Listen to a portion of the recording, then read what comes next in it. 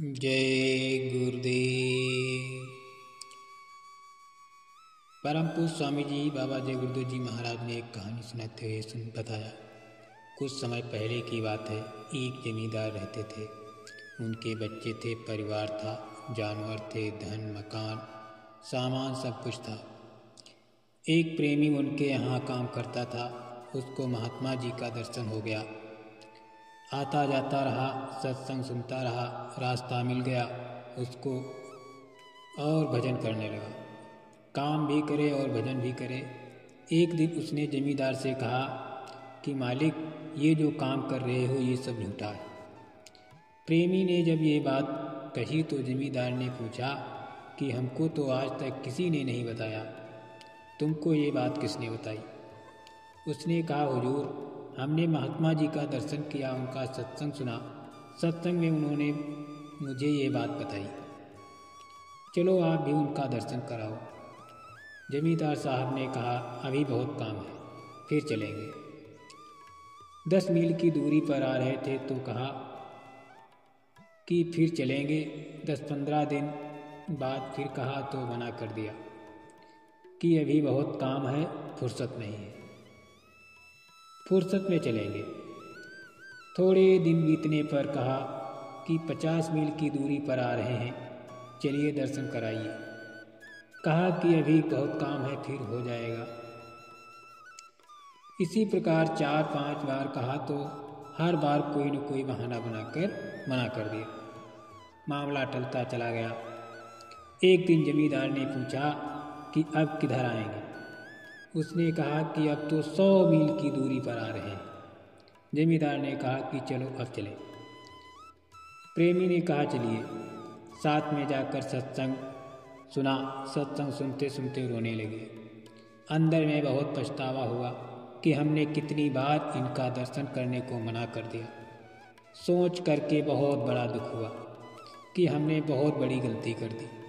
अफसोस और चिंता में डूबे थे कि उन्हें अब यहाँ से जाने का मन नहीं हुआ। जमींदार साहब वहाँ रुक गए। 2-4 दिन, 10-15 दिन सत्संग सुना, बात लग गई। उन्होंने जब बार बार सत्संग सुना तो उनको वैराग उत्पन्न हो गया। उनकी घरवाली बीमार पड़ी, दवा दारू कराई, वो चली गई। 2 बच्चे थे, वो भी बीमार पड़े हुए और दोनों भी चल बसे। जानवर भी चले गए। जब कोई नहीं बचा, पत्नी नहीं, बच्चे नहीं, जानवर नहीं, कोई नहीं, ज़मीन को खर्चे पर दे दिया। जो देंगे वो दे देंगे। लोग उनकी ज़मीनों को जोतते बोते रहे, कुछ खर्चे के लिए उनको भी मिलता रहा। वो जमींदार साहब सोचने लगे कि सब चले गए, हम भी चले जाएंगे, और ज़्यादा वैराग लग गया। तब कहा महात्मा जी से कि हमको रास्ता बताइए, हम भजन करेंगे। महात्मा की दया हो गई, रास्ता मिल गया, भजन करने लगे। वो सत्संग वचनों को सुन सुनकर बहुत पछताते रहे कि हमने बहुत बड़ी गलती की। इतना तो दुख हमेशा रहेगा कि हमने ऐसे समृद्ध पुरुष के दर्शन के लिए कितनी बार मना कर दिया। जब उनको ये बात याद आवे तो रोने लगे। अकेले में भी रोवें, पछतावें, संगत में भी जरूरत पड़े आए जाएं और खूब सेवा करें। संगत की सेवा में सब तरह से मन लगावें। जिनको ज़मीनें दी थी उन्होंने थोड़ा बहुत दिया तो दे दिया, जोती जाती कुछ दिया और कुछ रख लिया। उनके पास जो पैसा था वो भी संगत सेवा में खर्च कर दिया।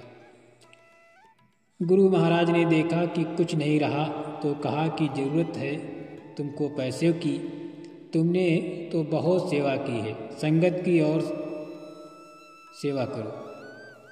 उन्होंने महाजन को बुलाया, कहा कि ये महल है, ले लो, कुछ दे दो।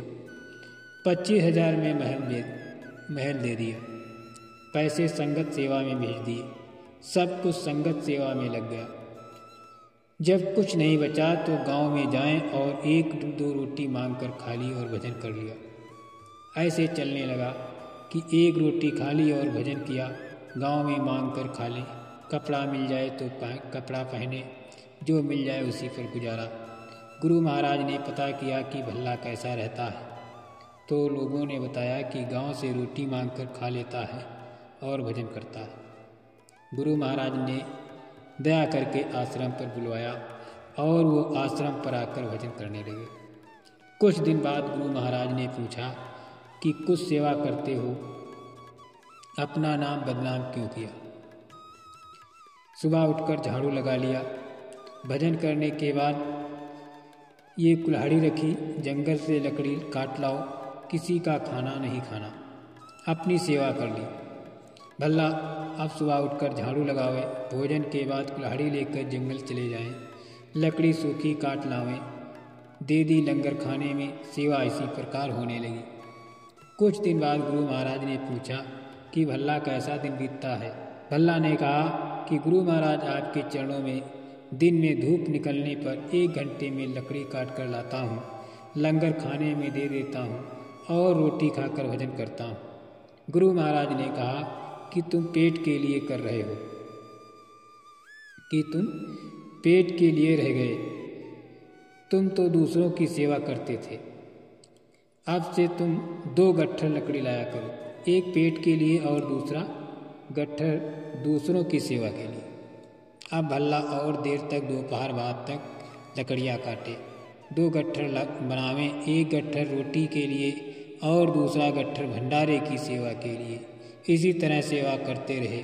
एक दिन जंगल में देर हो गई, लकड़ी लेकर चले, सूरज डूबने लगा, रास्ता बदल गया और कांटे में फंसकर वो गट्ठर सहित गड्ढे में गिर गए। गड्ढे में पानी भरा था। निकलने के लिए बहुत कोशिश की, इधर उधर हाथ चलाया, लेकिन नहीं निकल पाए। गट्ठर सिर पर लिए भल्ला गड्ढे में खड़े रहे। रात में जब भल्ला नहीं लौटे तो गुरु महाराज स्वयं 20-25 आदमियों को लेकर गए और बीच जंगल में जाकर आवाज़ लगाई। कहा, भल्ला किधर हो? अरे भल्ला तुम किधर हो?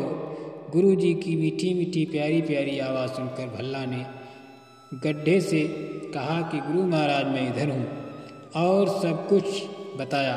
गुरु महाराज ने कहा कि भल्ला लकड़ियाँ फेंक दो, तुम गड्ढे से निकल आओ। भल्ला ने कहा, गुरु महाराज ये नहीं हो सकता, ये लकड़ियाँ सेवा संगत के लिए हैं, ये लकड़ियाँ पहले निकलेंगी, भल्ला बाद में निकलेगा। लकड़ियाँ निकाली गईं, फिर उसके बाद भल्ला निकले। गुरु महाराज ने कहा, भल्ला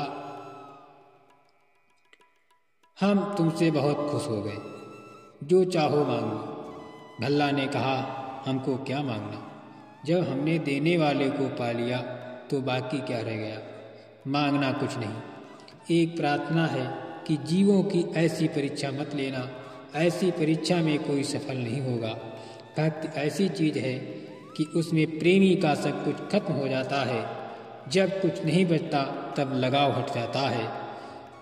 जब ये सब ढीले हो जाते हैं तब भजन बनता है। जय गुरुदेव।